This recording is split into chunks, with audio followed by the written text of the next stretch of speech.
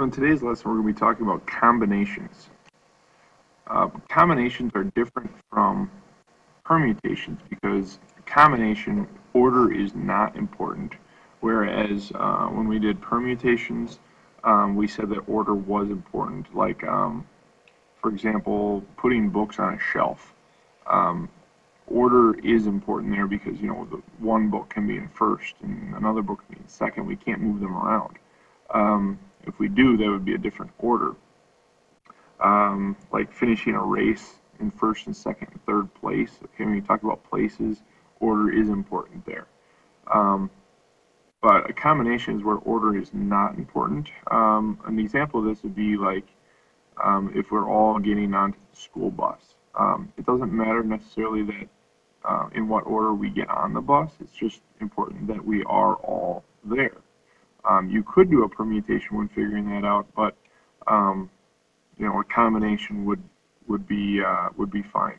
Or like playing basketball. Okay, if we have like 10 players on the team, we can have 5 players on the court.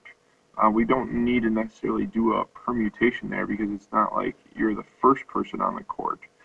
As long as you're one of the 5 people, you are on the court. So we wouldn't need like first, second, third, fourth, and fifth place. We just need to figure out the combinations of having 5 people on the court. So kind of thinking about it a little bit differently here. When we find combinations, here's some steps we can follow. First, we need to find the number of permutations of the entire set. So when we're working with combinations, you need to know how to do permutations. And then we need to find the number of permutations of the smaller set, and then find the number of combinations. So I'll explain how to do this in our examples, but basically we take step 1 and we divide it by step 2, and then that equals our step 3. So if we find the number of permutations of the entire set and we divide by the number of permutations of the smaller set, then we will have the number of combinations. So in order to find combinations, you need to be able to find permutations. All right, so Ada can select from 7 paint colors for her room. She wants to choose 2 colors. So how many different colors, pairs of colors can she choose? So remember, it's step 1 divided by step 2, and that equals step 3. So I'm going to have a line here. Okay, step 1 says find the number of permutations of the entire set. So the entire set, we're talking about 7 different paint cans. Now remember, we're only choosing 2, so I'm only going to have 2 lines. So that's kind of the tricky part there is figuring out, how many events. We're only choosing 2, okay, and I have 7 to choose from. I'm not going to choose the same color twice, so then I'd have 6. Okay, now on the bottom, all right, again, I only have 2 lines, and now I do the smaller set. Now the smaller set is just meaning like how many different colors are we choosing. So I have 2 and 1. Okay, so that's kind of the smaller set. The thing to always remember is step 2, the smaller set, is always just however many, pretty much usually however many lines that we have. So if you have 2 lines, you just do 2 times 1. If you have 3 lines, it'd be 3 times 2 times 1. So that's kind of your smaller set. Your bigger set is your permutation like we did yesterday. So now 7 times 6 gives us 42, and 2 times 1 is 2. So I'm going to be able to do this in 21 ways. Okay, so the order doesn't matter. Let's say we were going to do green and blue. It doesn't matter if I pick blue first or green first. Either way, I'm going to use the 2 colors, green and blue. So that's where the order isn't as important. Is that I'm just, I'm selecting 2 colors. Yes, I choose one first maybe, but it doesn't really matter because if I have blue and then green, but then I'm not going to count green and blue as a whole different pair. Okay, so really there would be 42, but that's counting, green and blue and green. Well, this is really the same 2 colors, so we're going to that's why we divide it by 2 to get 21. Okay. All right, let's try another example. So we have 10 managers attend a business meeting. Each person exchanges names with each other person once. So how many introductions will there be? So in order to like introduce yourself to someone, you know, it needs to be you and someone else. So there needs to be two people. Okay, so again, I'm going to have two lines on the top and two lines on the bottom. I'm going to multiply between them. Okay, now I have 10 managers. Okay, so that'd be 10 times 9. All right, and the bottom is going to be 2 times 1 because I have two lines, so it starts with 2. Okay, now the reason we call this a combination is because, you know, if I introduce myself to you, you don't really need to also introduce yourself to me. You know, once we've made that introduction, we don't need to redo it. That'd be kind of silly. So, 10 times 9 is 90, and then 2 times 1 is 2. So there will be 45 introductions. And after we do 45 introductions, everyone will have been introduced to each other. Okay, because it takes two people. So how do we do this? It takes two people to do an introduction. I need to, you know, say my name, and you can say your name, and we can say, you know, it's nice to meet you. So it'd be two people, but there's 10 altogether. So here's the entire set, 10 times 9, and then we divide by 2 times 1. Why do I divide by 2 times 1? Because there's two lines here. So there's only two people doing the introduction, so that's a small set, but there's 10 total, so that's why I had the larger set up on top. So like I said, all in all, we'll have 45 introductions.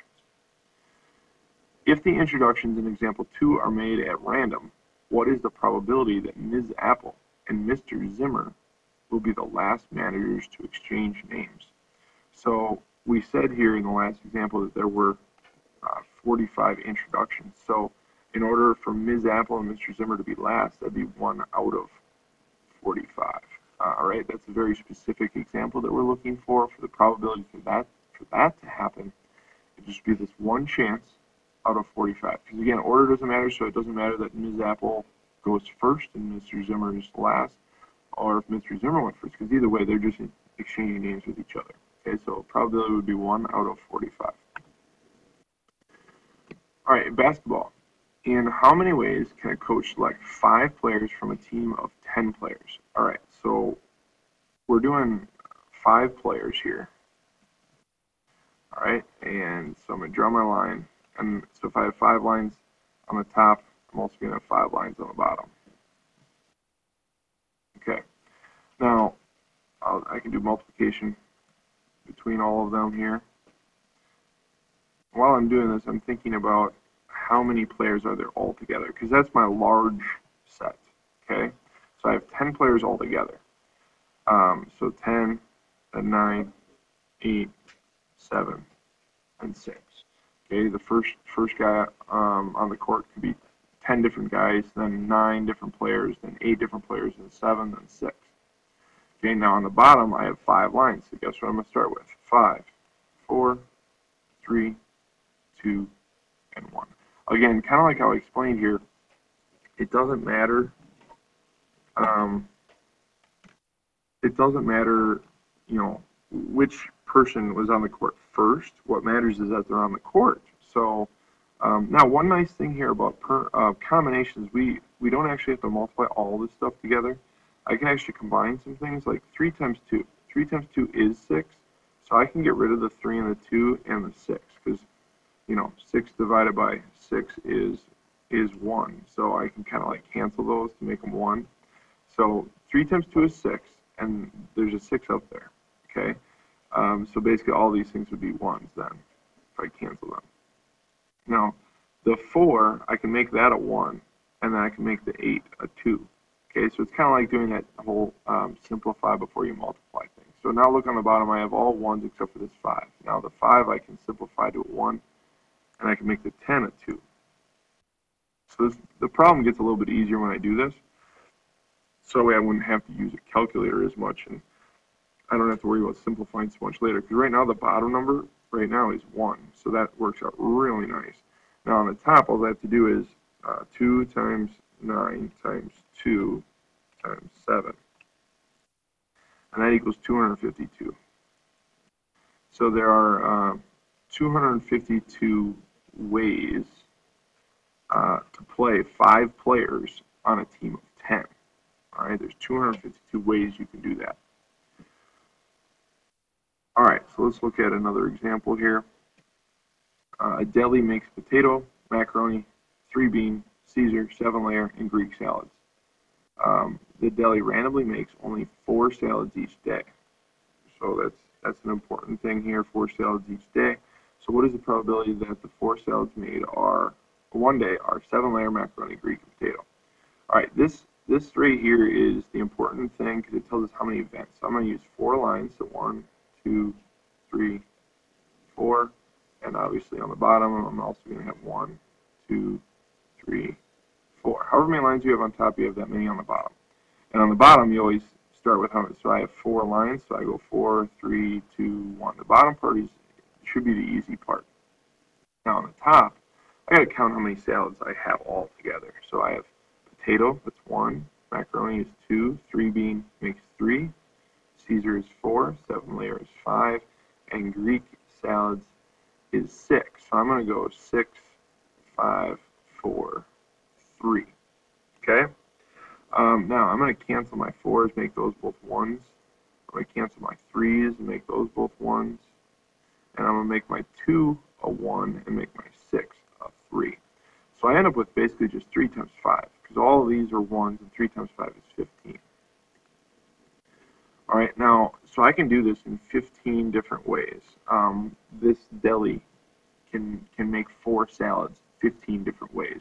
Now it says, what is the probability that the 4 salads are 7-layer macaroni, Greek, and potato? Well, I would have to say that'd be 1 out of 15. Okay, so that's how many salads, the probability of having those 4 salads. All right, so our last couple examples here.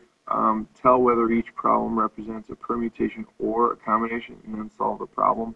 Well, first let's go ahead and identify whether they're permutations or combinations. So, in how many ways can 3 different numbers be selected from 10 numbers to open a keypad lock?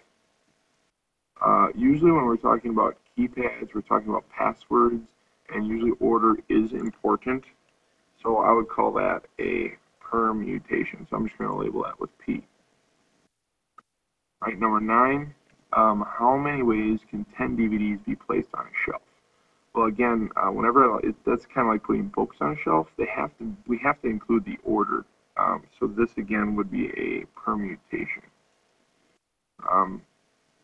Number 10, 8 people need transportation to the concert. How many different groups of 6 people can ride with Miss Johnson? This is going to be a combination because it doesn't matter who gets in the vehicle first. Just the matter of the fact is that 6 people can actually get in the car. So again, number 8 is a permutation because it has to deal with a combination. Well, it is a permutation because it has to deal with unlocking something using kind of like a password. Number 9, we're putting DVDs or books on a shelf. So kind of keep in mind there, if we're going to put them all on the shelf. So if we did do a combination, it'd be like 10, 9, 8, 7, 6, 5, 4, 3, 2, 1, and we would divide by the same thing. So 10, 9, 8, 7, 6, 5, 4, 3, 2, 1. And that would just equal 1 over 1 or 1. So, and obviously there are more than one ways we can do that. So we have to make order important here, all right? Otherwise, it doesn't really make sense. We have to call that a permutation. So in how many ways can 3 different numbers be selected? Well, I would just do 10 times 9 times 8 because I have 3 different numbers. And 10 times 9 times 8 is 720. So I have 720 ways. The movies is going to be just 10 factorial, or 10 times 9 times 8 times 7 times 6, and keep going.